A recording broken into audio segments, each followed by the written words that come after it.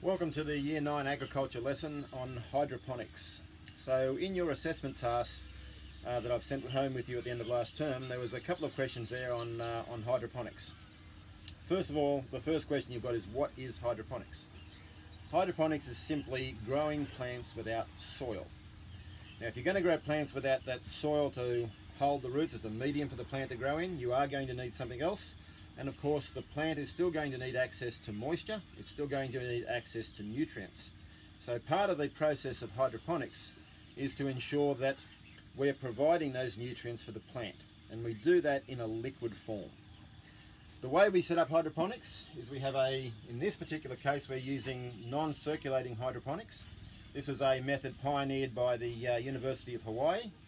So we simply have a container full of water, and we're going to add some nutrient solution. When you buy your nutrient solution, it usually comes in two parts, a part A and a part B.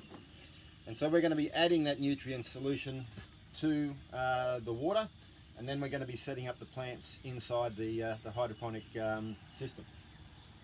First thing we need to do, of course, is to work out how much water is in there. On each of these bottles there's a little chart that'll tell you how much nutrient to add per litre. So if we're going to follow that chart, we need to determine how much water is there. If you take a 10 centimetre by 10 centimetre by 10 centimetre cube, 10 by 10 by 10 is 1,000, that's 1,000 litres. So 10 by 10 by 10 will hold 1,000 millimetres, that will hold 1 litre. So what we do is we simply take a rule, we're measuring this one. In this case we're looking at 35 centimetres by around about 60 centimetres, and we're looking at 1.5 or 15 centimetres deep. Now we divide each of those numbers by 10, so instead of 35 we've got 3.5. The depth was 15, so by 1.5, and the length was 60, so it's by 6. And so we simply multiply those numbers together, and if we multiply all those together we end up with a total number of litres of 31.5 litres. If we then go to our nutrient solution and we look up the amount of nutrient that we want in our water, I'm going to go for 3 mils of solution per litre. So 3 mils times 31.5 is 94.5 mils of solution, of each solution. This is a little bit of bucket chemistry, so we can just simply round it up to 100. So we're going to basically throw 100 mils of solution A in there.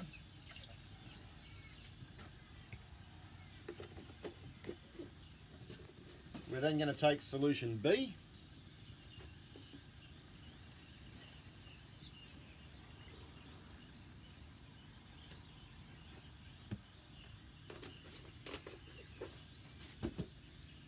And again, we're going to add that to our water. So that's our nutrient solution added to the hydroponic setup. The next stage, of course, is to add the plants. And what we've got here, I'll show you one that's already been set up. We've got here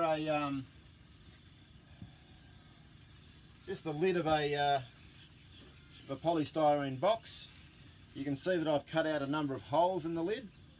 And what we're going to be doing is we're going to be taking our little plant, we're going to be wrapping it up in sphagnum moss, and we're going to be dropping that down into the holes. And you can see that the sphagnum moss hangs below the lid. And so when that sits on top of the bucket, that sphagnum moss acts like a little wick which draws the water and the nutrient up into the plant. Now that's good enough for the plant to get its nutrients while it's fairly young. And of course, as the plants grow, those roots will then extend down into the water, and they'll be basically filling that container. The way this method works, it's non-circulating, so we do need to ensure that the roots are actually getting oxygen. And as they draw water up into the plant and use that water and nutrient, the water level in your box will drop. And so you'll get an air space in between, and that's enough to provide the oxygen for the roots. So it's quite a nice, neat little method. So we're going to move on to the next part of the process. The substrate we're using is sphagnum moss. So that was just purchased from a hardware this morning. We're going to take our block of sphagnum moss. Just going to rip off a few handfuls. And if I reach over here, I've just got a bucket of water. And we're just going to pop that sphagnum moss into the water and let that soak for a little bit.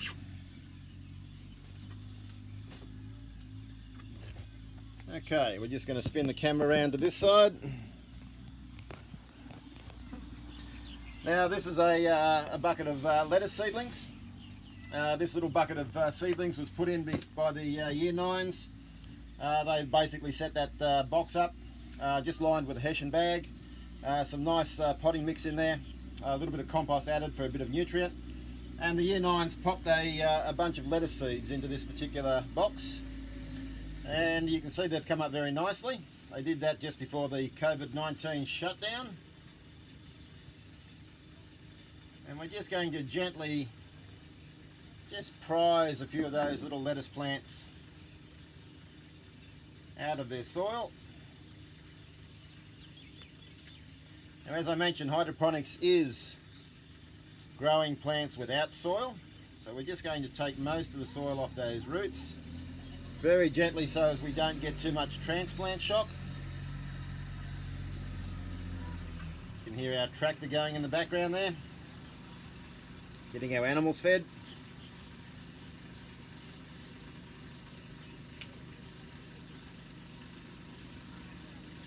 That will do for the moment. Okay, we're then going to take our sphagnum moss, which has been soaking. We don't need a great deal of the sphagnum moss. We just take it and lay the root of the plant out onto the sphagnum moss, and we just roll it up slightly so that we just get a nice little bunch of the moss around that plant. Just tilt that camera up a little bit, and we'll just lay that down there.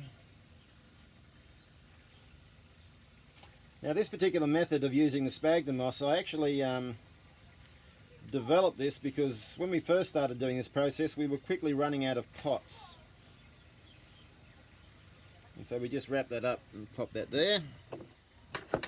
And if you're using small pots for your hydroponics, you'll need something a little bit different, and most people will use a substrate called vermiculite. I'll just reach over and grab one. So here's a pot that contains it's actually a mineral. It's that nice shiny material, but vermiculite soaks up a great deal of water. And if you're using a pot, you would then put your plant into the vermiculite, and again the plant roots would go through the vermiculite and down into the solution. I was quickly running out of pots for this particular system, and so I was looking at something else that I could do that was fairly quick and easy, and I just chanced upon the idea of using sphagnum moss, and it seems to have worked really well. Okay, so there's 4 of them that we've just set up. Just move our camera back. Okay, so we then take our little plant. We make sure that there's plenty of sphagnum moss hanging down so that it dips into the water, and that acts like a wick that just draws it up, and that will just sit there drawing up the water. And you can see it's a fairly quick and easy method of getting your plants established.